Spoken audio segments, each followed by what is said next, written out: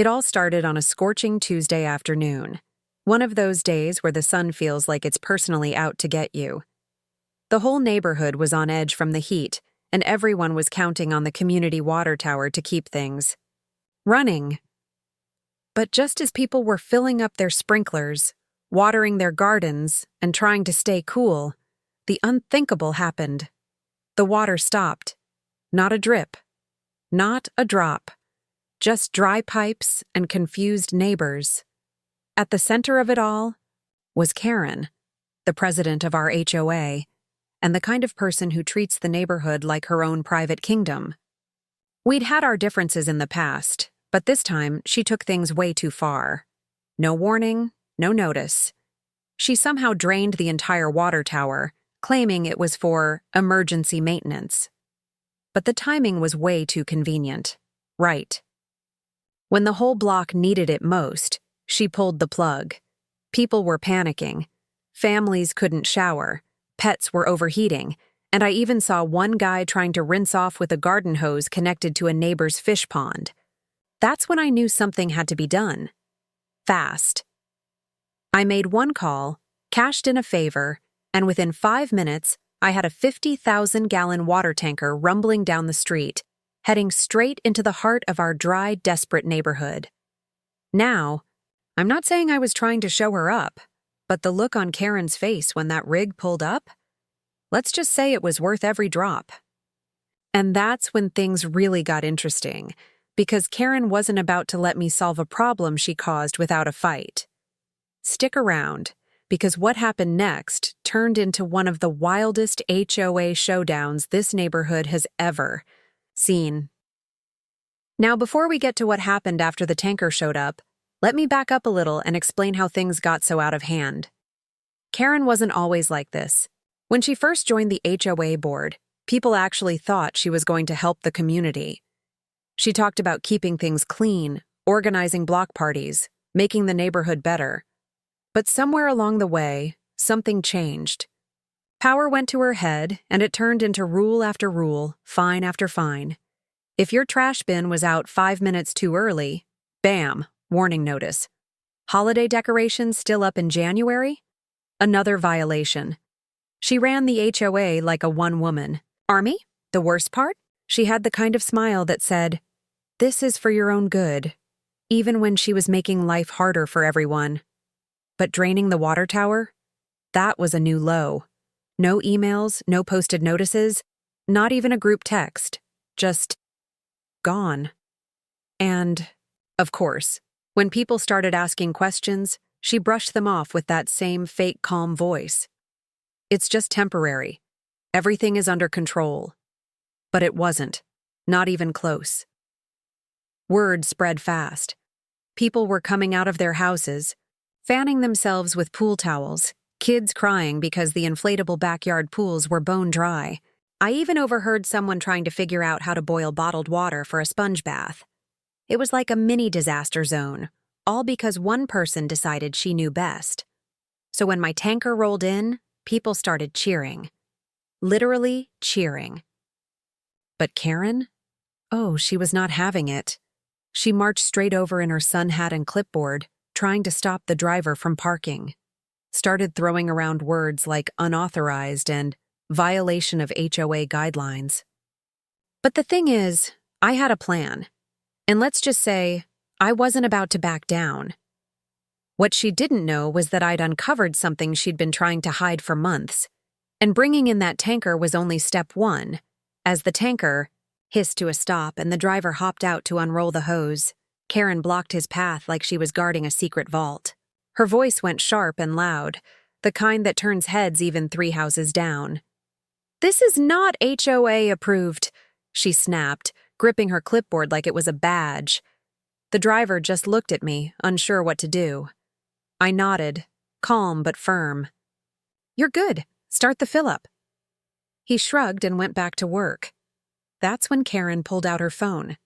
"I'm calling the county," she threatened, pacing in tiny, angry circles. But I'd already done my homework. The tanker was fully permitted, the water certified safe, and the emergency response clause in the HOA agreement gave me just enough wiggle room to act. But Karen wasn't just mad about water. This was personal. See, a couple months back, I started digging into the HOA records. I didn't mean to stir anything up at first, but some things just didn't add up. Huge landscaping, charges with no work done, repairs marked completed, even though the cracks on the clubhouse steps were still there. And then I found it.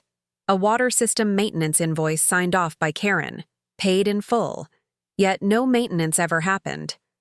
I hadn't said anything yet, but I think she knew I was onto her. Meanwhile, neighbors were picking sides. Some folks were fed up and rallied behind me, clapping as the tanker water splashed into the tower feed lines. Others were nervous, afraid of retaliation. Karen had a reputation for being petty. I overheard one neighbor whisper, "She fined me for leaving my car in my own driveway." This was more than just about water now. It was about control and secrets and trust that had slowly crumbled behind neat lawns and polite smiles. And just when things couldn't get more tense, a white SUV rolled up, unmarked, slow, and unfamiliar. Karen's expression changed instantly. I knew right then. Someone else was involved. I stared at that anonymous note for a long time, heart pounding. "You're not the only one they did this to." What did that even mean? Who else? The next morning, I made some calls to a few neighbors and locals I'd gotten to know since buying the farm. One name kept coming up, a woman named Claire, who used to own a nearby property before selling under strange circumstances. I tracked her down, and after some hesitation, she agreed to meet. What she told me blew everything wide open. My dad and his old developer friend had a pattern. They'd target struggling or isolated property owners, people they thought were easy to manipulate or pressure. Claire had been one of them. She was subtly pushed out under the same family helping family kind of talk. Her cousin had suddenly wanted her land, and soon after, it was sold for a huge profit. And now, it was happening again. To me, armed with that information, I met with my lawyer. We gathered all the proof, texts, emails, the permit documents, even a voice recording of my brother bragging to someone on the phone about how easy it would be to take the place once I caved. I didn't cave. I filed a cease and desist and had official notices sent to everyone involved. That's when things got messy. My parents showed up furious, accusing me of tearing the family apart. My brother called me selfish. But I didn't back down. I laid out everything, what I knew, what I'd found, and how far I was willing to go to protect what I built. They didn't say much after that, just walked out and didn't come back. For a while, it felt like I was left with the ashes of everything. But at least the farm was still mine. I thought that was the end of it.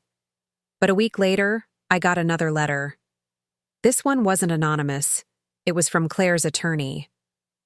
Turns out that land deal years ago, it wasn't legal. And now she was suing the same people who tried to take my farm, including my father. And just like that, the story wasn't over. It was just beginning again, for someone else.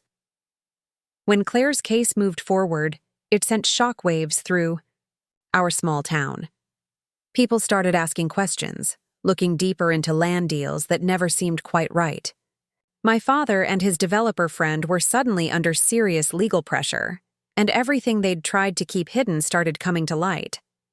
The farm they tried to take from me ended up being the piece that unraveled years of shady deals For my brother, he went silent. I haven't heard from him since. I don't know if he really understood the damage he was part of, or if he was just a pawn in something bigger. Either way, I stopped waiting for an apology. My parents haven't reached out either. It hurt, I won't lie. But sometimes protecting your peace means accepting that not everyone can come with you. Life on the farm slowly returned to normal. I still wake up early, still walk the fields, still fix fences and plant rows like I used to. But now, I do it with a clearer sense of purpose. This land isn't just property. It's a reminder that what you build for yourself matters, even when others try to take it away, and even when it comes from your own family. I met Claire again recently, this time as friends. We talked about how easy it is to let people rewrite your story if you don't stand your ground. She said something that stuck with me. Sometimes the land chooses you, and it's your job to protect it. So, yeah, my parents found out I owned a farm. They demanded I gift it to my brother. But instead, I found something far more valuable. My voice, my strength, and the courage to say no, even when it meant standing alone. And I'd do it all again.